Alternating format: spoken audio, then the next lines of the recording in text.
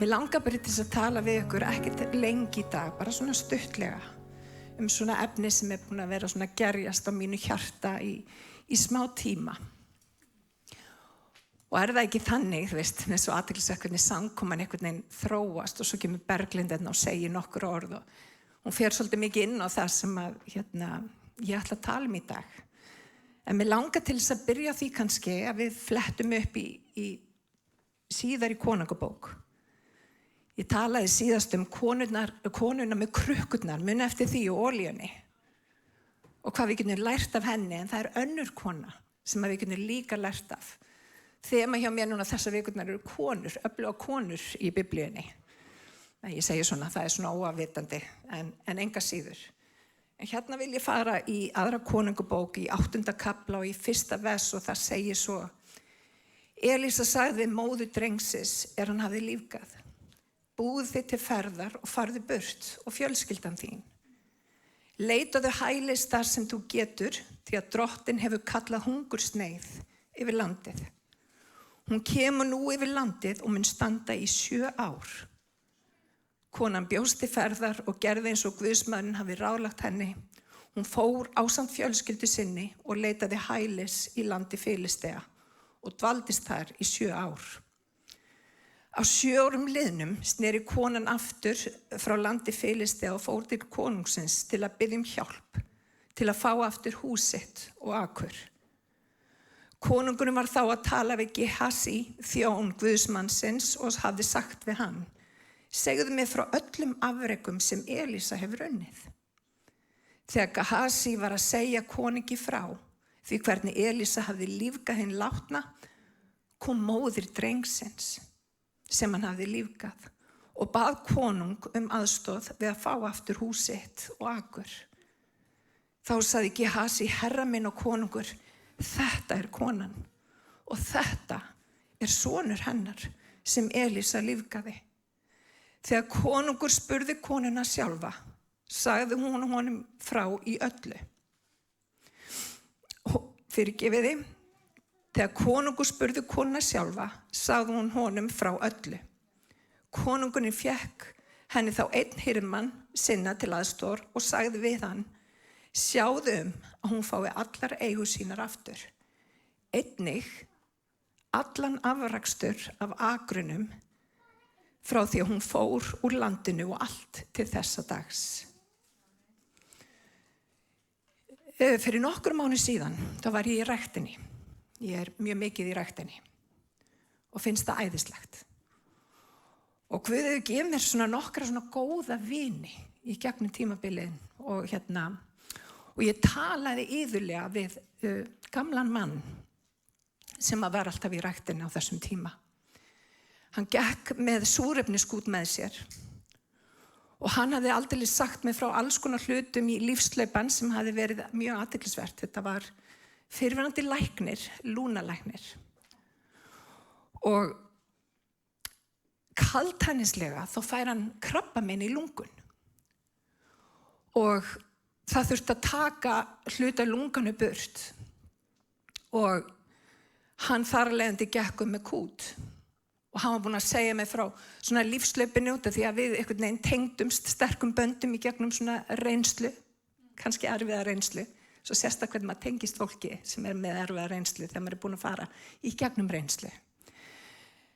En hann kemur til mín einn dag og hann ofboðslega þungur á brún.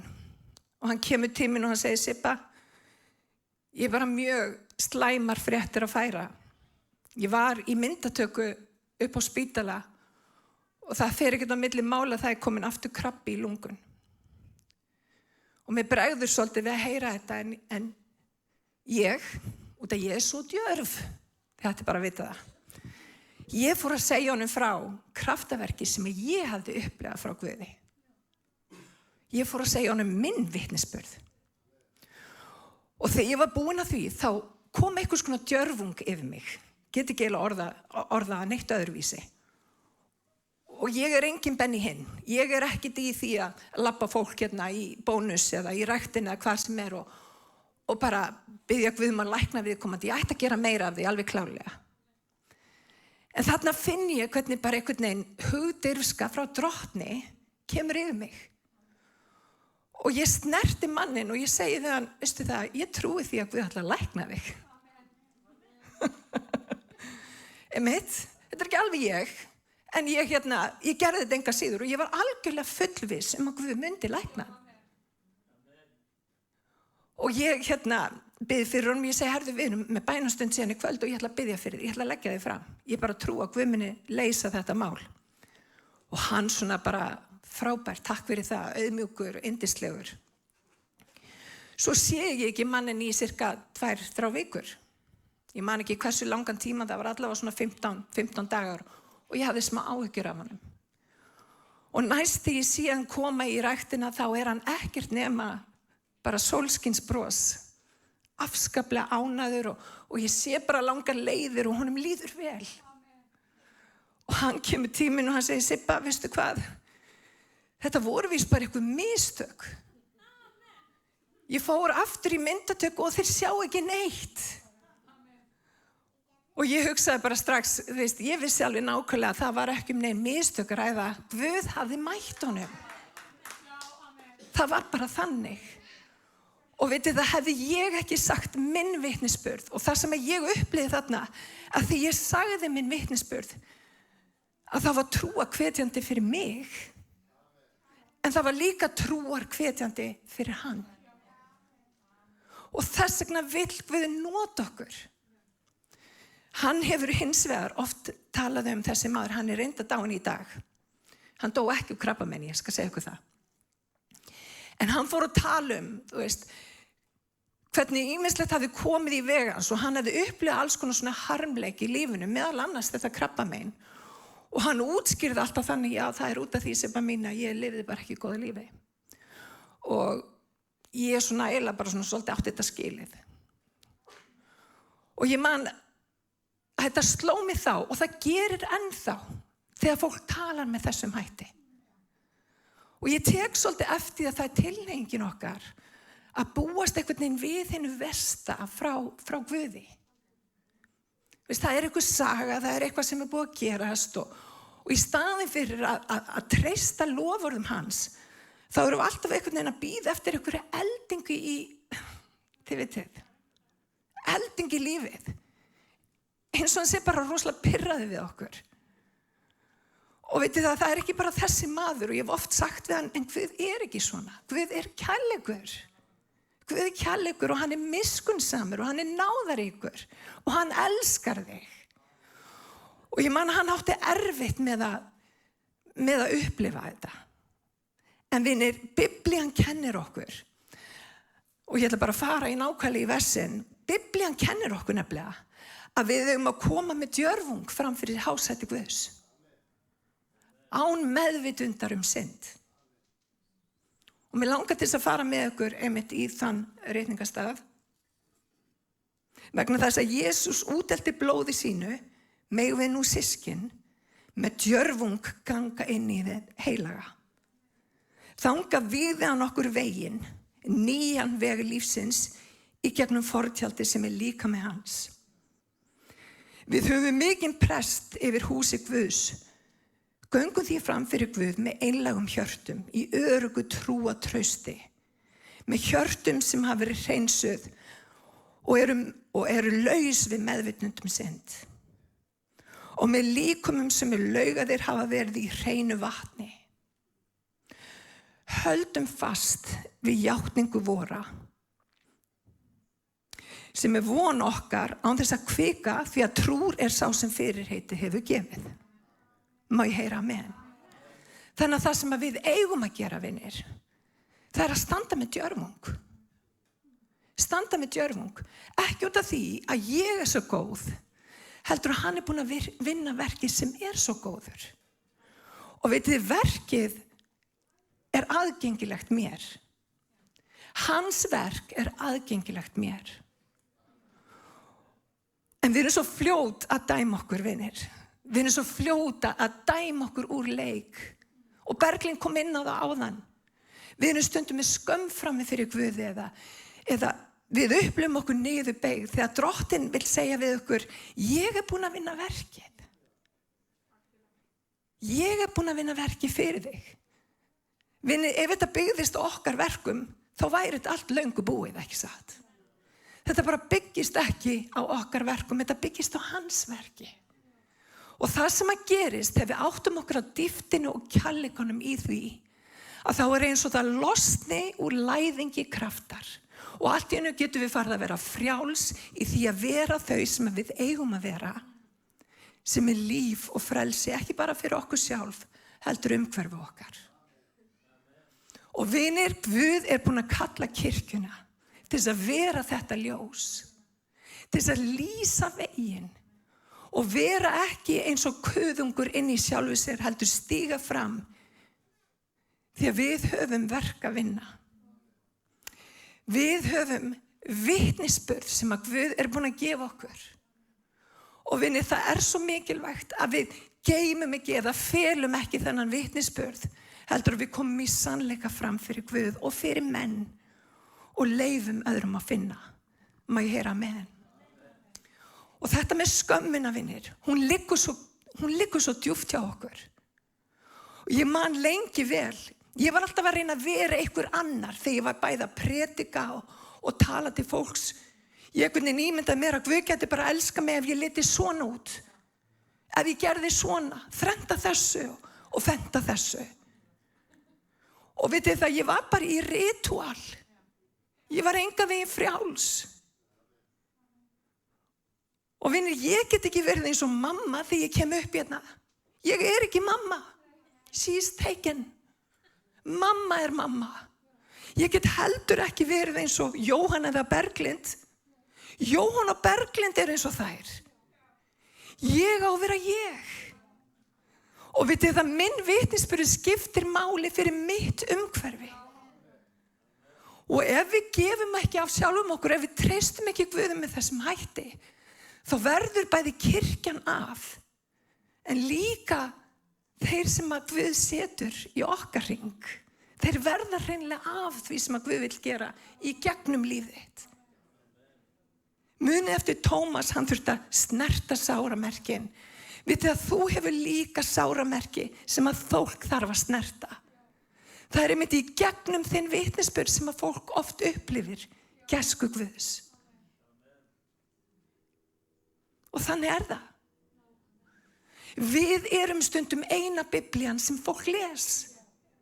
Og hvað les það þegar það skoðar líf okkar? Vinir, ég vona að það sjá Jesú í mér.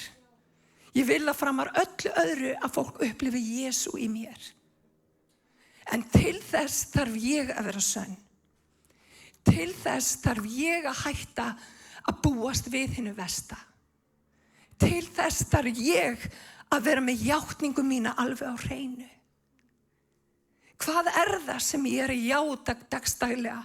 Eins og meðan að vin minn, hann nánast bjóst við því að það væri bara eðlilegt fyrir hann að líða ömurlega út sitt líf út af því hann hafði eitthvað gert af sér á yngri árum. Hvers konar líf er það? Það er nefnilega engin fullkomin. Og vinir, hann hefur sagt við okkur, ég býð þér borð frammi fyrir fjandum þínum. Borðið er hér. Það er fullt af kræsingum, en þú þarft að komast í gegnum óvinni þína. Þú þarft að komast í gegnum það sem að stendur á milli þín og borðsins. Og ég hef alveg tekið eftir því, vinir, óvinnir mínir eru ekki þarna úti. Óvinnir mínir eru hér. Þeir eru mínum eigin huga, hugsanir, hugreiningar, sem er ekki byggt á Guði. Jafnvel einhvers konar fordæming. Fordæming gerir ekkert annað en að byggja vegg á milli þín og Guðs. Það er engin fordæming í Kristi. Engin. En samt eru við þarna. En það sem við getum lært að þessari mögnuðu konu, þegar spámaðurinn sagði henni að það yrði hungursneyð í landinu, þá heyrði hún orð hans. Og hún gerði meira en að heyra orð hans. Hún fór í land Filistea út af það var hungursneyð í landinu. Við erum oft hannig, þegar það kemur hungursneyð, þá er það einhvern veginn mér að kenna. Nei, vinir, það var bara hungursneyð. Það var ekkert þér að kenna, það var bara hungursneið. Og vinir, það rignir yfir réttláta og rangláta. Það rignir yfir alla. Það lenda allir í áföllum, vinir. Það fara allir í gegnum erfiða reynslu. Það ekkert endilega þér að kenna. Það bara gerist. En það góða við reynsluna að hún tekur enda. Hún nefnilega tekur enda. Og í staði fyrir að byggja hús í landi Filistea, þá vissi konan í sínum eigin huga að hún átti að fara aftur tilbaka eftir þessi 7 ár. Og Guð myndi vitja hennar. Og hvað gerir hún? Eftir þessi 7 ár, þá tekur hún upp allt sitt hafutask. Hún tekur allt það sem hún tekur með fjölskyldu sína og örugglega það sem hún var búin að safna sér eða gera á þessum tíma. Hún tekur allt upp og hún fer aftur heim. Hún var ekki í neinu mínus. Hún vissi að Guð hafði lofað sér. Hún myndi stíga aftur heim. Og vinir, einhver hér þarf að heyra það að Guð búin að lofa þér að þú munt geta stígið aftur heim. Þú munt geta upplifað aftur gegnumbrot. Dalurinn verður ekki endalaus. Og hvað gerir konan? Hún stígur fram fyrir konunginn í djörfung. Í djörfung. Og hún segir, konungur, ég vil landið mitt tilbaka. Ég vil húsið mitt. Ég vil akurinn minn. Ég vil fá þetta tilbaka. Og þessum sama tíma þá var fyrir framan konunginn maður Gehazi að nafni sem var að segja frá Elísa og öllum þeim kraftaverkum sem að Guðs maðurinn hafi gert. Og hann var ákkurat þegar hún steig fram fyrir konunginn að tala kraftaverk sem hafi verið í lífi konunar þegar Guð endurreisti son hennar frá dauðum. Vitnisburður. Og konungurinn, býtu, segðu mig frá, segir konungurinn. Og hvað gerir konan? Hún fyrir að segja honum vitnisburðin sinn. Ritningin kennir, hún sagði honum frá öllu. Og vitið hvað Guð gerði fyrir hana? Hann sendi hann ekkert aftur í land Filistea. Hann sendi hann ekkert aftur í dalinn til þess að vera þar og búa þar. Hann gaf henni húsið tilbaka. Hann gaf henni akurinn tilbaka. Og hann gaf líka ávöxtinn af landinu allan þann tíma sem hún hafði verið fjarverandi. Þetta lofur Guðs. Og vinir, ef við missum af þessu, ef við höldum að það sé eitthvað eðlilegt ástand að búa í landi Filistea, ritningin kennir að jafnvel þótt við förum í gegnum Dimmandal.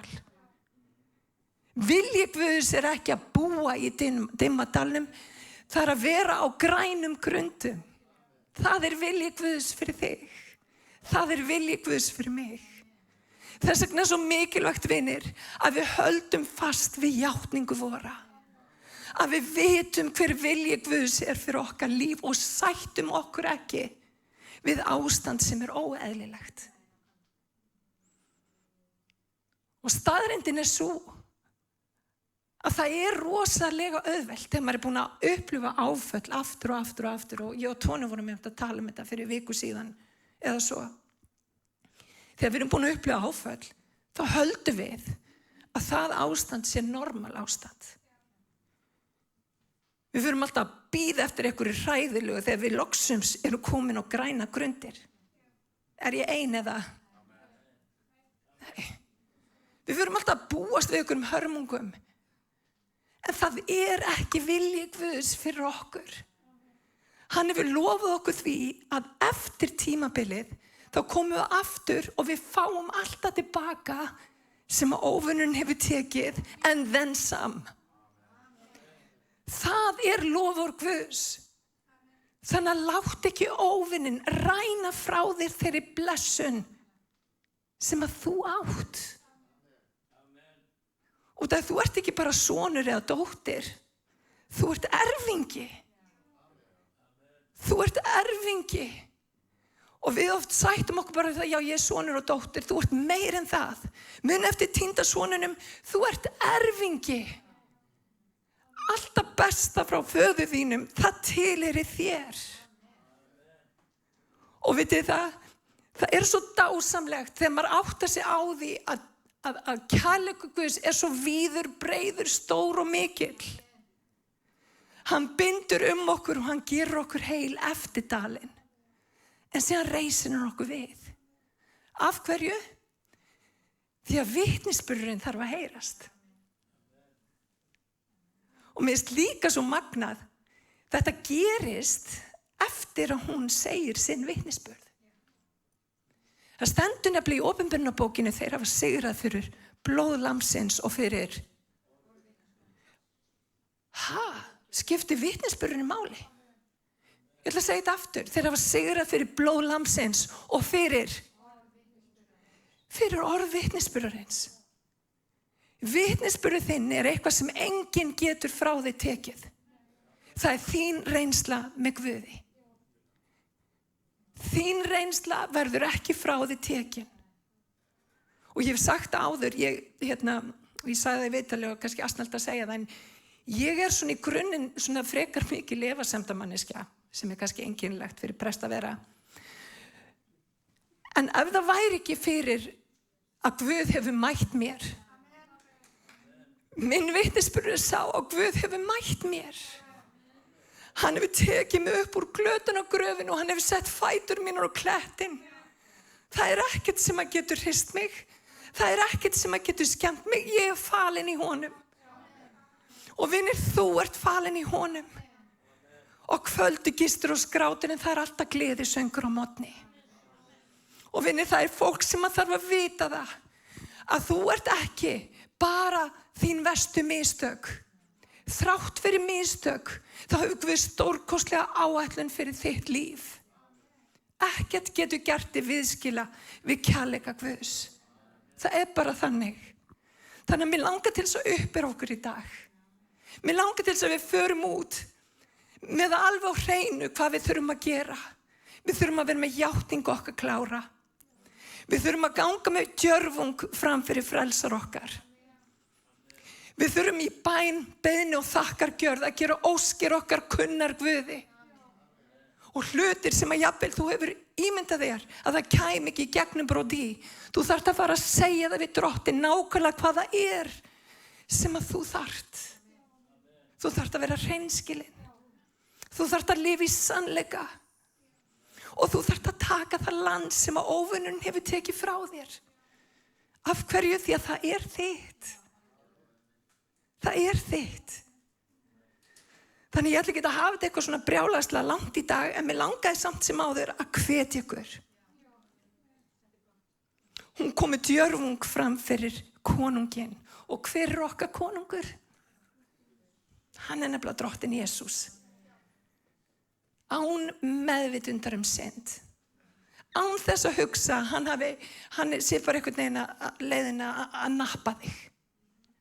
Napi, ekki nappa. Muni eftir þessu. Hann getur ekki nappað þig. Það er málið. Það er nefnilega málið. Þú ert algjörlega hulinn blóði Drottins. Þeir hafa sigrað fyrir blóð lambsins, fyrir blóð Jesú. Þá höfum við sigrað. Og fyrir orð vitnisburðarins. Það er þín reynsla með Guði sem að þarf að heyrast. Má ég heyra amen? Takk Jesús. Þannig að þegar hún gaf vitnisburðin sinn, hvað gerði Guð? Hann endurreist hana. Hann endurreist hana algjörlega. Og ég er alveg viss það. Ritningin nefnilega kennir, hann gerir langt umfram það sem við skiljum og skinnum. Langt umfram það. Við oft höldum að bara, Drottinn, ég vil bara lifa af. Guð er bara með miklu meira plan fyrir þig en bara lifa af. Hann hefur plan fyrir þig að þú hafir áhrif á þitt næru umhverfi. Og hann gerir það í gegnum þinn vitnisburð. Það er það sem hann gerir. Og hann er magnaður. Og hann kann þetta. Mín spurning er í dag. Af hverju erum við hægt að segja sögun okkar? Af hverju það þannig að við drögum okkur í hlé og við skömmumst okkar fyrir einhverja hluti? Af hverju? Það óvinurinn að reyna að stela frá þér þínum sigri. Við eigum ekki að skammast okkar. Það hvað Guð hefur gert fyrir mig og þig stórkostlegur hlutur. Ég veit að Guð hefur aftur og aftur komið inn í mína kringumstæður og gert stórkostlega hluti. Halleluja. Við þurfum að skipta út sögu ótta og vantrúar. Og við þurfum að fara að játa fyrir fólki hvað Guð hefur gert. Og leið og við gerum það, þá kemur gegnum brot. Ég hef séð það gerast og ég mun halda áfram að sjá það gerast. Mér langar til þess að biðja ykkur aðeins að rísa á fætur. Og mér langar til þess að þið hafið eftir mér bara örstutt.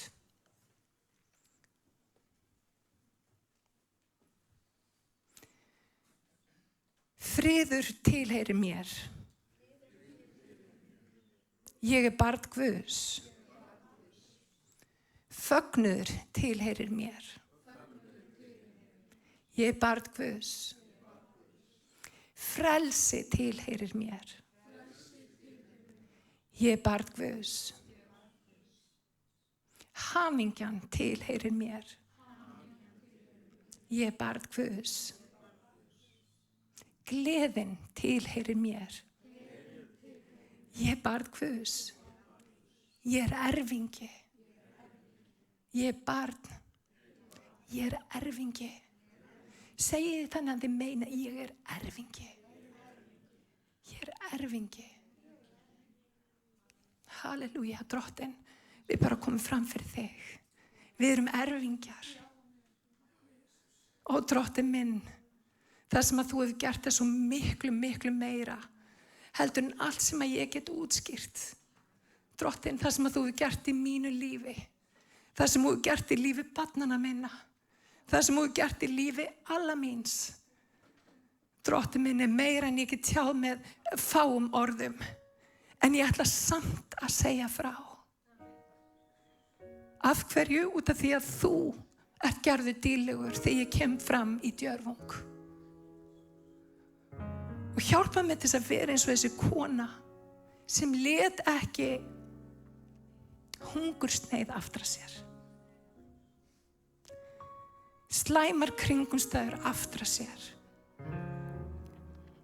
Ótta aftra sér. Kvíða aftra sér. Það sem að aðrir segja aftra sér. Drottinn minn, mættu við vera laus við það hvað fólki finnst og stíga fram í djörfung. Mættu við ekki láta neitt aftur okkur frá loforðum þínum. Og í dag, þá stöndum við frammi fyrir þér í djörfung. Og Drottinn, við biðjum húsið. Við biðjum akurinn. Við biðjum allt það sem að óvinurinn hefur tekið. Og Drottinn, það litla sem við gefum þér olían okkar, vitnisburðurinn okkar. Það sem að við eigum og þú gerir margfalt út úr því, Jesús. Drottinn, tala inn í vonbrigði. Ég tala inn í brostna drauma, Jesús. Ég tala inn í áætlun sem hefur ekki fullilega gengið upp, Drottinn minn. Þú ert sá sem fullkomin í að laga brotna drauma. Það það sem svo frábært. Þú kemur með eitthvað betra. Áætlun sem gangi ekki upp, Drottinn, þá kemur þín áætlun. Og hún best. Og Drottinn minn, ég bið Jesús að þegar við leggjum hlutina niður fram fyrir þig og komum, Drottinn minn, djörfung í bæn, beiðni og þakkargjörð, þá veit ég að þú heyrir og þú svarar. Og ég kem í gegn rödd óvinarins sem segir að þú eigir ekkert gott skilið. Ég hasta á hana í Jesú nafni.